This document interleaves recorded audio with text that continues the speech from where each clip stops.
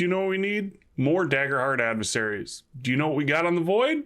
More Daggerheart Adversaries. So today, let's take a look at them. So starting off, for those who don't know, the Void is the playtest hub for Daggerheart. This is where Daggerheart puts all of its playtest material for us to try out and give feedback on. From the Brawler class, the Witch class, new transformation cards, which was a completely new mechanic, and the newest thing, which is new adversaries and environments, which we haven't seen any new ones yet since the original core rulebook release of Daggerheart. All in all, we got 16 new adversaries and 4 new environments. Let's take a look at them. So first up, we're going to have the Mountain Troll. This is going to be a tier 1 solo, a hideous twisted giant born out of a rock, wearing pleuroid armor and a belt of severed heads. Tactics, we're going to have ambush from behind, attack from above, below, smash enemies against the rocks, throw large boulders. Difficulty of 14, threshold to 8 and 15. Hit points going to be 8, stress 3. Attack is a +2. He's going to be wielding a skull flail for very close. 1d10 +3 physical damage, and experience is the mountains at a +2. We do see our relentless passive. It can be spotlighted up to 3 times per GM's turn, and you spend a fear as usual to spotlight them. Stolen armor is a passive. When combat begins, activate a countdown equal to the number of PCs. Whenever the troll takes damage, tick down the countdown and reduce the HP the troll marks by 1. When it triggers, the troll evolves into an enraged mountain troll. We also have flail swipe. The troll swings their flail in a wide arc. Mark a stress to make an attack against all targets in front of the troll within very close range. On a success, the troll deals 2d10 +3 instead of its normal damage. The troll cannot use this action while evolved. And then we have our evolution, the Enraged Mountain Troll. The troll gains a +1 bonus to their difficulty, and their standard attack changes to the following. Claw swipe, very close, it's 1d8 +1 physical.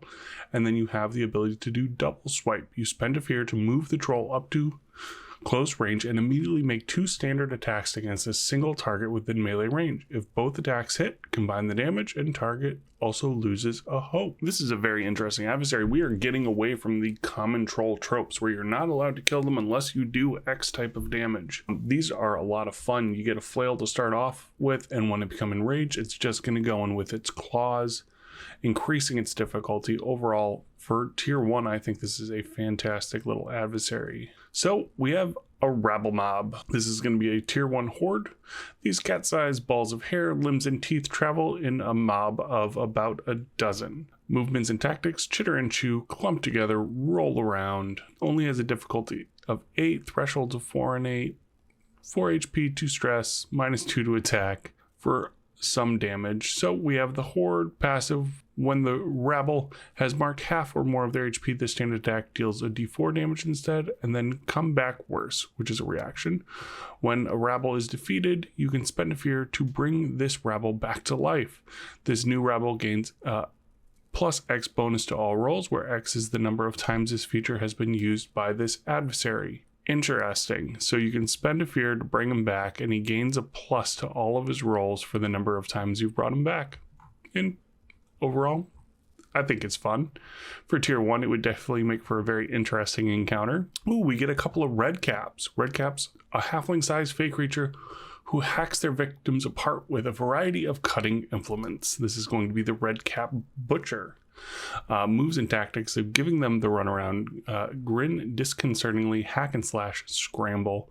Difficulty of 12. We're going to be using our cleaver, 4 HP, 3 stress, and then our experience is scurry. So we have Chop Happy. Mark a stress to make a standard attack against up to 3 targets within range. For each target who marks an HP, you gain a fear. That's fantastic. Knife Thrower. Action, mark a stress to make a standard attack against a target within far range. If the butcher makes this attack while hidden, they have advantage on the attack roll. Very basic, very fun. Then we have the Red Cap Candlemaker, a pale, gaunt cult leader holding a 7-foot tall rod with a candle made from a hanged man's hand atop of it. Motives and tactics: cast long shadows, keep out of the fray, show them the light. Difficulty of 13. We have very close with our burning candlestick. which does 1d10 plus 2 magic damage, which is not nothing. 6 HP, 3 stress, vigilance of a +3.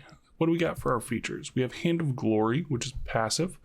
When the Candlemaker appears, put 5 tokens on this stat block. Remove 1 token whenever the Candlemaker marks an HP. While this stat block has 1 or more tokens on it, the Candlemaker is hidden. Interesting. Torchbearer passive. The light of the Candlemaker's Hand of Glory inspires bloodlust in their allies. While this stat block has 1 or more tokens on it, any red cap within close range gains a +1 bonus to their damage rolls. This is a lot of fun. I really like these abilities, kind of invigorating the people around them into a bloodlust. And for our last feature, we have Dance in the Flames. Action. Spend a token from the stat block so we can spend those tokens. The Candlemaker conjures a ball of fire at a point within far range. All creatures within very close range of that point must make an agility reaction roll. Targets who fail take 2d10 magic damage. Targets who succeed take half damage. This is a fun little stat block. Combined with the Red Cap Butchers, you're going to have yourselves a fun little encounter. I really like those. All right, moving on to Tier 2. It looks like we have a variety of Tier 2. That is one Leviathan of a stat block over there. Let's start over here with the Doppelhund. This is going to be a Tier 2 Skulk. A vicious, magical, 6-lighted hellhound with glowing red eyes and 2 long, toothy squid arms. They confuse enemies into conjuring illusory duplicates of themselves. They're going to ambush prey, kill for sport, play with their food, trick, and deceive. Toothy arms are a very close weapon. Thresholds are going to be 9 and 17, so we definitely see that bump going up to Tier 2. 4 hit points, 5 stress. And experience is the Shadows, +3. So our passive is going to be Blink Beast. When combat begins, place a duplicate within close range of the Doppelhund. The duplicate can move when the Doppelhound is spotlighted, and the Doppelhund can target enemies with attacks as if it was in the same place as their duplicate. When it occupies both places until attacked, at which point you roll a d6 to determine whether the attack is targeting the actual creature. The result is an even number, or their duplicate. The result is an odd number. Attacks against the duplicate fail automatically. A successful attack against the Doppelhound dispels the duplicate until you spend a fear to conjure it again.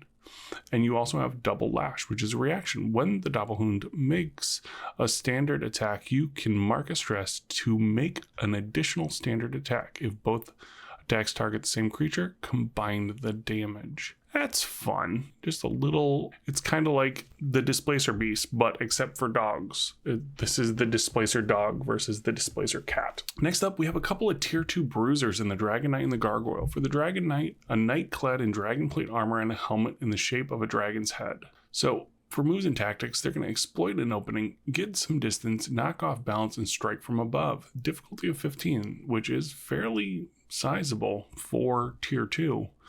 Thresholds of 15-30, hit points of 5, stress of 3. We have a lance that's going to attack in very close for 2d12 plus 3 physical. We also, for features, are going to have High Ground, passive. The knight gains +2 bonus to attack rolls when attacking a target from above. Enhanced critical.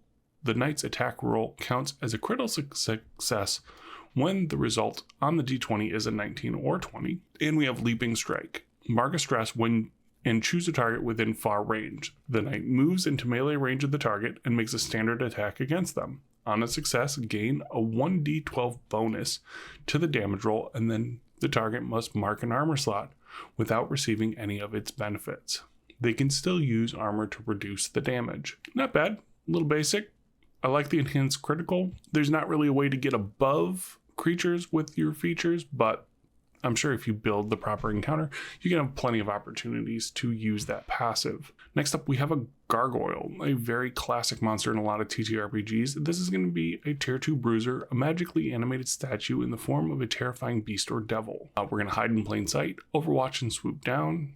Those are all track. We have Stone Claws doing 2d10 plus 3 physical damage, thresholds of 14 and 28, HP of 8, difficulty of 13. So with our stone body, the Gargoyle is resistant to physical damage. It is just a statue. Before they make their first attack in a fight or after they have become hidden, the Gargoyle is indistinguishable from a normal statue until the the next act, or a PC succeeds on an instinct roll to identify them. Then we also have swooping strike action. Choose a point within far range. The gargoyle moves to the point in a straight line and makes an attack against one target along its path.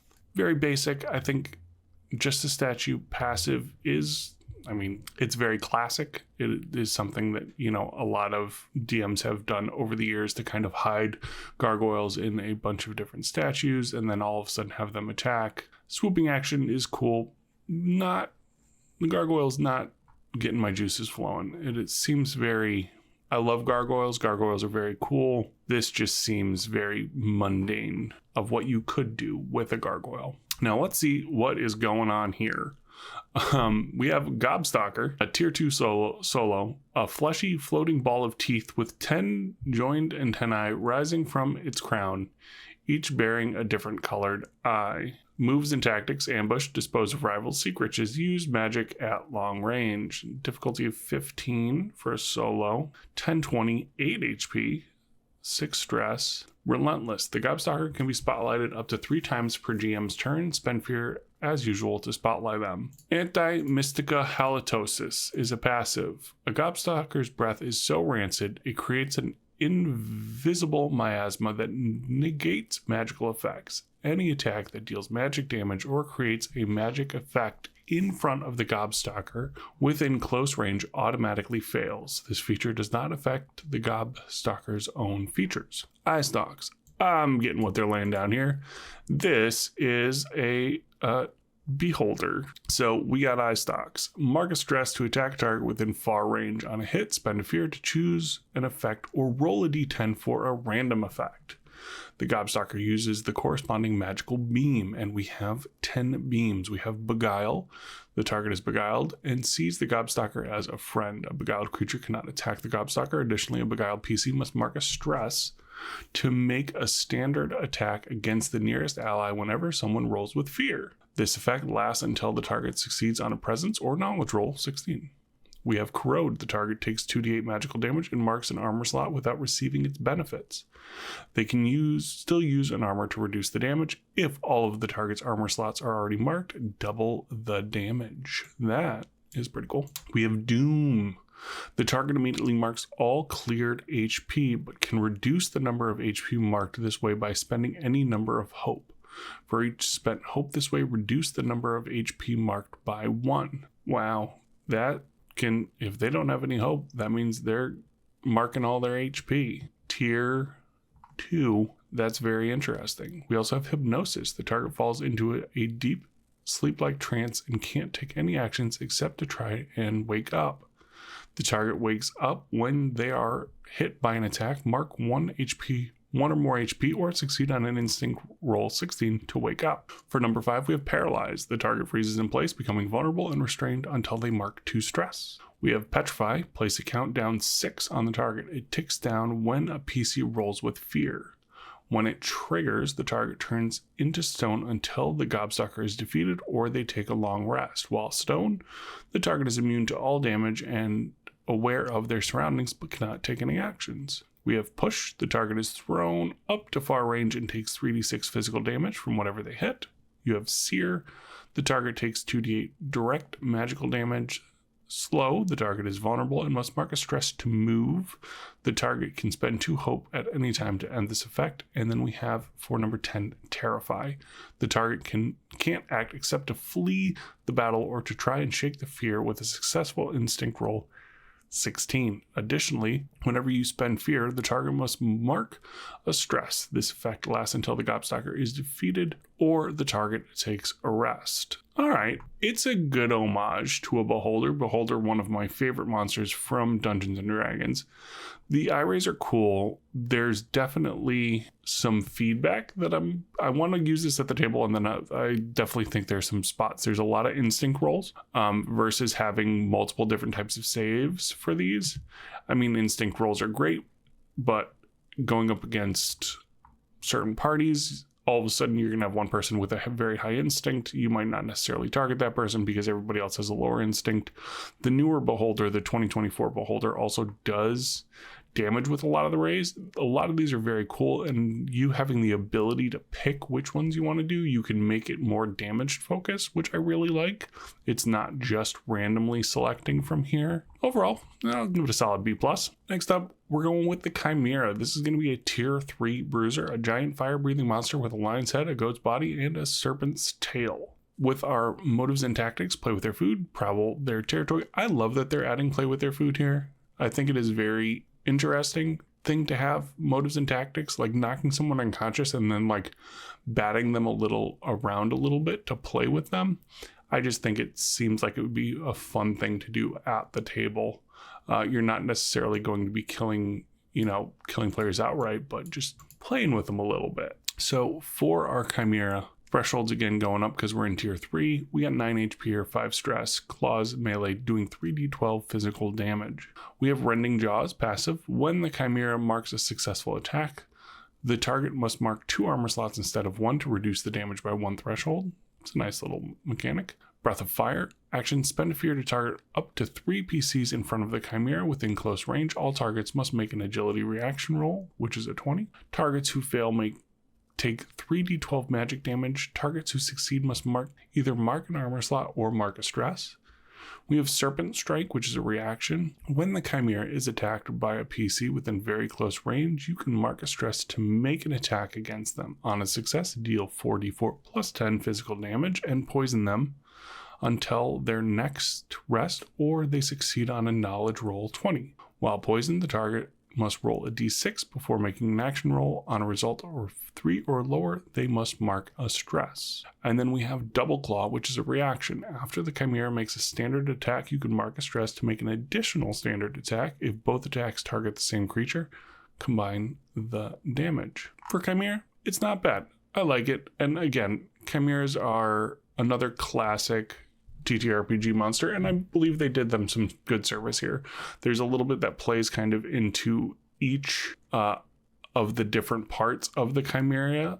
It's got a lion's head, a goat's body, and a serpent's tail, and it kind of has something that plays into all 3 of those parts of its body, which is very thematic. We also have the Fell-Mounted Shadow King, which is a great name, Fell-Mounted Shadow King. This is going to be a tier 3 support. The shade of a forgotten ruler cursed to patrol the skies atop a winged eel in the service of an evil Demerge. They're going to acquire magical items for master, inspire fear, and patrol the skies. So we have Light and Shadow. The Shadow King gains a +1 bonus to attack and damage rolls while in shadow or darkness, and a -1 penalty to attack and damage rolls in bright light. We have Relic Hunter, the passive. The Shadow King has advantage on attacks against PCs with magical weapons or armor equipped. That's very interesting. We also have Hellsong, which is an action. We get to spend 2 fear to have the Shadow King's mount unleash a spine-chilling screech that echoes over the battlefield. All PCs within far range must make a presence reaction roll 18. Targets who succeed must mark a stress. Targets who fail must mark a stress and lose a hope. If a PC can't lose a hope, you gain 2 fear. We also have Air Support, which is a reaction. 3 times per scene, you can spend a fear to have an adversary within far range of the Shadow King re-roll a missed attack with advantage. Very cool, very support-esque for tier 3, which I like. Next up, we have the Lamplight Beguiler. It's a huge mer creature who lures unwary prey into eating range with their dancing, shape-shifting headstock. So we're going to entice with secret knowledge, snap the trap shut, speak with their shape-shifted headstock. Very cool. We got a +0 to our attacks here. We have some cool experiences. Thresholds are okay. I think this creature is going to make it in the features. So let's see what we got. So features, we have Doppeldangler. The membranous cluster at the end of the Beguiler's headstock can shapeshift into any humanoid form. Mark a stress and choose a PC within close range. That player must tell you what form their PC would find the most trustworthy, such as a relative, mentor, or lover. The Beguiler's headstock transforms into that shape. Next, we have Entice, which is an action. We're going to spend a fear to play an alluring overture to a PC within close range. The PC must succeed on a presence reaction roll 18 or move into melee range with the Beguiler. If the Beguiler's headstock is in the form of a form that the PC would find trustworthy, they have disadvantage on that reaction roll. Next feature is going to be Entangle. This is going to be a reaction when a PC moves within melee range. You can spend a fear to make an attack against them. On a successful attack, the target is swallowed. While swallowed, a creature is restrained and can only take actions against the Beguiler. The Beguiler disgorges all swallowed creatures when they take major damage. Rest and Digest. When the Beguiler takes the spotlight with a swallowed creature inside them, they move to far range away from the PCs. Interesting. There's no damage like for just being swallowed. They're just restrained and they can't take any actions. Interesting. I think it's cool. I don't know if it's 100% table ready. Let's look at Whisper Wraith. Tier 3 range, the echoes of broken promises and dreams unfulfilled. These wraiths appear as floating translucent shrouds of tattered black velvet in a vaguely humanoid shape. So we're going to have our moves and tactics: bind limbs, drop from a great height, lift off the ground, swirl through the air, wrap around heads. Difficulty of 18, which is pretty good for especially for a ranged. 6 HP, 6 stress. So we're going to have Spectral, which is passive. The Wraith is immune to all physical damage and weak against magic damage. Additionally, the Wraith can move through solid objects. Another passive with Spooky. When the Wraith makes a successful attack, all PCs within close range must mark a stress and gain a fear. We also have Nightmare Shroud action. Spend a fear to have the Wraith wrap themselves around a PC within melee range, making them shrouded until they or an ally succeed on a strength or attack roll 20 to dislodge the Wraith. If it's an attack roll, the shrouded PC takes the damage. While shrouded, a PC has disadvantage on all attacks and marks a stress when they roll with fear. Nightmare Shroud definitely makes the Wraith, for me, it is definitely in a cool combat, having these things kind of disrupt players, shrouding them, kind of breaking up the combat a little bit. I think this would be very cool to have a couple Whispered Wraiths in a large boss fight or something, you know, I could imagine having like the Fell-Mounted Shadow King as the support, a couple of Whispered Wraiths because the fight's happening in something like a graveyard, and, you know, having another one of the cool like tier 3 solos as your main boss. I think that would be pretty cool. All right, let's move over to our tier 4s. We have Hallowed Choir, a heavenly host of winged humanoids whose songs call forth tears and religious awe. They drown out disbelief and raise voices. So they have a far attack for 4d10 magic damage, difficulty of 17. So they are a horde, 2d8 plus 3. When the choir is marked half or more of their HP, their standard attack deals 2d8 plus 3 magic damage instead. And also they have Oral Assault. Spend a fear to have the choir unleash divine energy. Remove all tokens from the stat block. See Celestial Coda. For each token removed, deal 1d12 direct magic damage to all enemies within close range. So for Celestial Coda, it is a reaction, countdown, loop 3.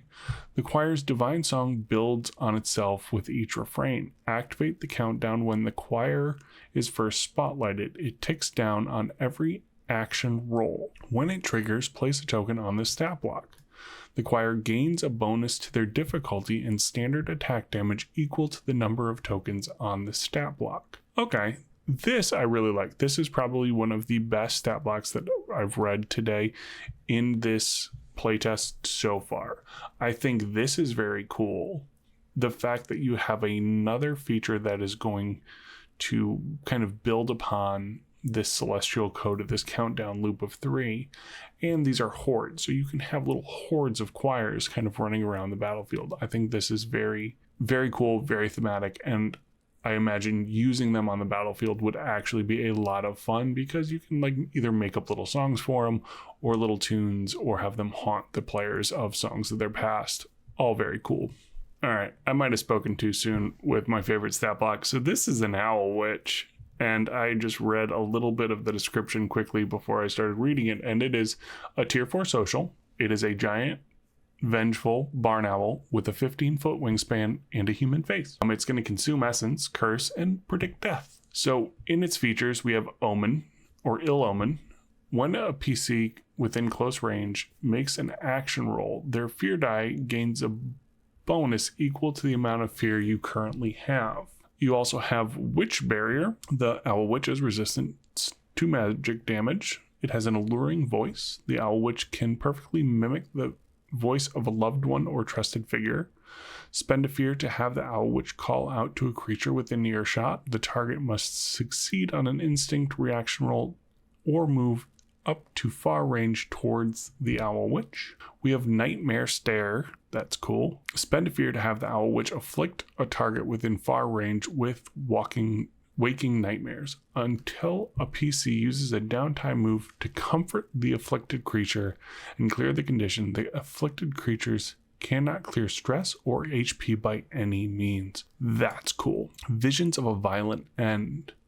When the owl witch is targeted by an attack, you can spend a fear to force the attacker to make a presence reaction roll. On a failure, they mark 1d4 stress as their mind is flooded with visions of their own violent death. This is very cool social. I really like this. I think it is fun, it is thematic, and it is doing exactly what it says in Motives and Tactics. Consuming essence, cursing, predicting death, filling their mind with fear. Absolutely love that. Cephalith. We're going Cephalith. Cephalith Priest. Tier 4 leader, a robe-wearing, square-headed humanoid from the Outer Realms. Motives and Tactics. Attack the weak-minded, avoid melee, lord over, and oppress. This is going to be a difficulty of 20. Threshold's going all the way up to 70 here with 7 HP, 5 stress. So we have Psychic Blast. Spend a fear to choose up to 3 targets within close range to make a knowledge or instinct reaction roll of 20. Targets who succeed are going to take 2d10 plus 5 direct magical damage. Targets who fail are going to take 4d10 plus 10 direct magical damage and are vulnerable until spotlighted. We also have Cerebral Suction. It's a good use of words. We're going to spend a fear to choose a vulnerable creature within melee range that we just made with Psychic Blast. The priest grabs the target and tries to insert their face tentacles into the target's ears, nose, and mouth. The target must succeed on a strength reaction roll or mark 1d6 stress. The priest clears a number of stress equal to the number of stress the target marked. Here we go with Telekinetic Grasp. This is going to be a reaction. When the priest succeeds on a standard attack, you can mark a stress to restrain the target until they spend a hope to clear this condition. Alright, so this is an Illithid. This is an Illithid in Daggerheart. So we're seeing a lot of kind of direct translations of creatures from Dungeons and Dragons and other popular TTRPGs and kind of bring them into Daggerheart. We see, Gargoyle, Chimera, we also have Beholders, and now we have the Illithids. We also have Zero, the Castle Killer, a castle-sized bipedal reptile. That's cool. Leave a wake of destruction, level buildings, stomp through settlements. Love that. We have 12 HP, which is a large amount of HP. Difficulty of 20, thresholds going up to 70 again. 10 stress. We have a tail swipe that's close, which is going to be 4d12 plus 6 physical damage. And our experience is distraction at a plus 5. We also have Relentless X. Zero can be spotlighted X number of times per GM turn, where X is the number of PCs in the scene. We have Collateral Damage. Zero's movements cannot be hindered, impeded, or affected by any external effect. All destructible terrain or obstacles in Zero's path are destroyed when Zero moves through them. We also have Gigaton Stomp. Spend a fear to have Zero bring their foot down hard, creating a localized earthquake. All creatures within melee range take 4d12 physical damage and are restrained until they succeed on a finesse roll to slide out from underfoot. All creatures outside of melee range and within close range must succeed on an instinct reaction roll or be knocked back up to far range. If a target is knocked back, they must mark an armor slot or take 4d12 physical damage as they land. Next up for our features, we're going to have Power Slide. It's an action. We're going to mark a stress to move Zero up to close range. All creatures Zero who moves through must make a strength reaction roll. Targets who fail must mark 2 armor slots or take severe damage. We also have Radioactive Breath. So this is going to be a radioactive bipedal reptile. Love all of that. Spend a fear to have Zero charge up a nuclear beam and place a token on its stat block. The next time Zero makes the spotlight, you can spend the token and unleash the beam. Draw a line within a close range width from 0 to the edge of the battlefield. All PCs within the pass must make an agility reaction roll. Targets who fail take 4d12 plus 12 direct magic damage. Targets who succeed take half damage. 0 can't use this action again until they take severe damage. That is great. Reaction action up to 3 times per scene. Spend any number of fear to clear an equal number of hit points. That is great. We got an amazing breath weapon. We have regeneration. We have power slide and a huge stomp. 0, the castle killer, is very cool. 4 tier 4. Just an absolute monster of an adversary that you're able to use in your encounters in Daggerheart. Really liking 0. It is close between 0 and the Owl Witch for my favorite stat block that we have looked at today. Now we have 4 different environments: the Grand Feast, the Heist, the Crystal Wasteland, and Convergence, the City of Portals. So let's take a look at these. The first one's going to be the Grand Feast, a community-wide celebration featuring too much drink, food, and fun. Impulses are going to be bring everyone together, celebrate a momentous occasion, encourage revelous abandon. Difficulty is going to be 11. Potential adversaries: apprentice, assassin, guard, merchant, petty noble, spell sword, or spy. Features are going to be loose lips and fast friends. Everyone here is here to have a good time. PCs have advantage on presence rolls to socialize with the other revelers. What is everyone celebrating? Where's the party? Who's footing the bill? Are you not entertained? Action: spend the spotlight to have the host of the feast kick off the entertainment portion of the evening. All PCs can make an action roll to initiate a performance, competition, or other light-hearted diversion. Each PC who succeeds becomes an honored guest. Until the grand feast ends, the honored guest can claim 1 boon from the host, then clear the condition. What does the host want to see or hear more than anything else? What can they offer the PCs in return? There's always that one, an action. So we're going to spend a fear to trap a PC in a conversation with the most unpleasant person at the party until they succeed on an action roll to extricate themselves from this social black hole. A trap PC can't make any other action rolls except to try and remove this condition. When a trap PC fails an action roll, they must mark a stress.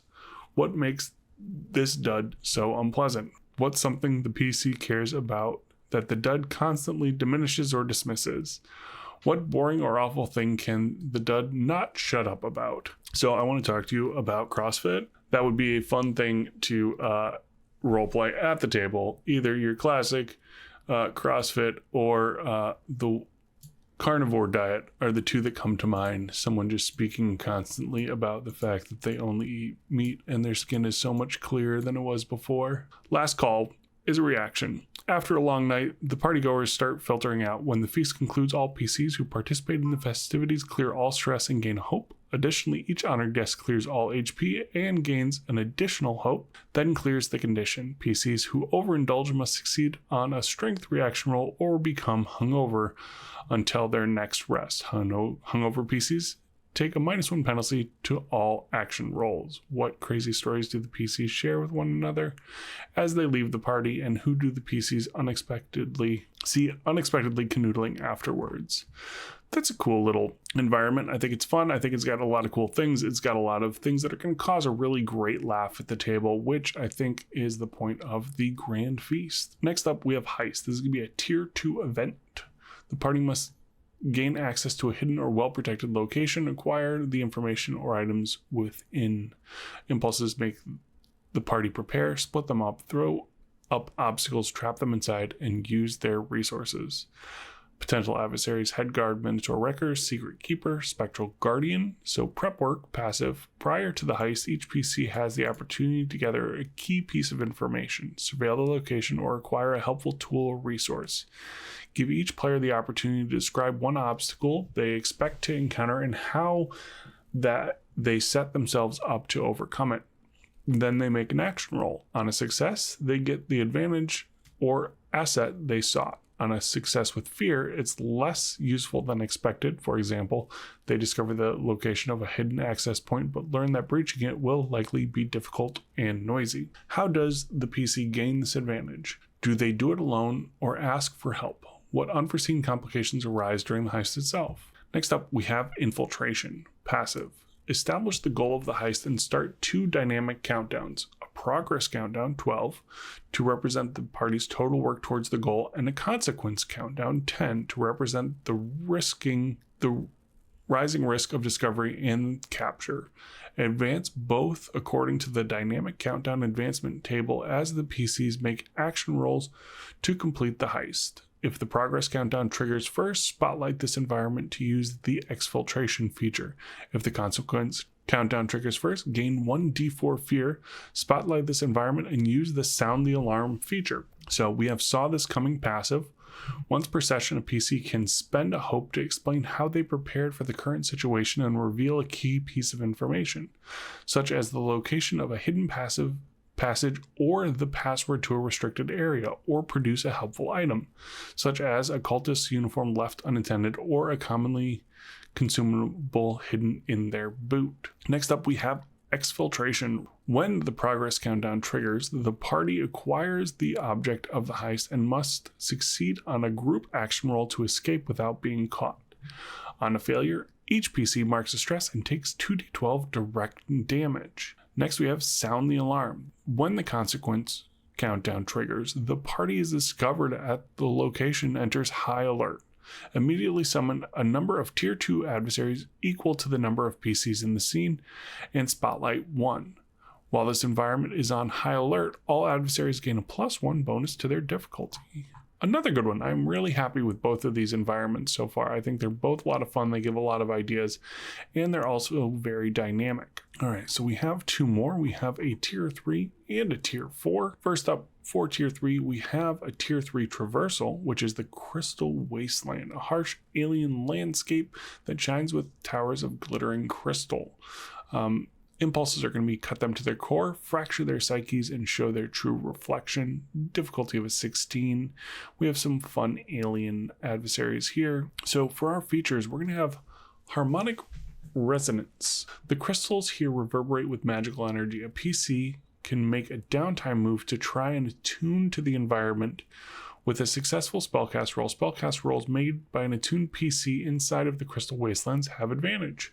A PC clears the condition when they leave the wasteland.